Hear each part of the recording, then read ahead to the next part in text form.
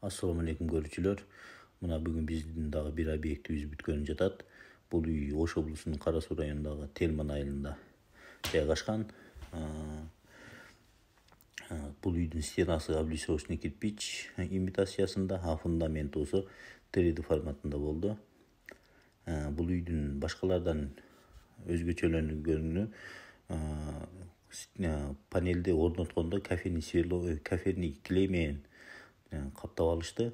Андан кийин анкерный болт менен дагы кошумча ар бир панелден 4 жеринен каптап чыгышты, бекитип чыгышты анкерный болт менен. Аябай прочный болду, бышык болду десек болот.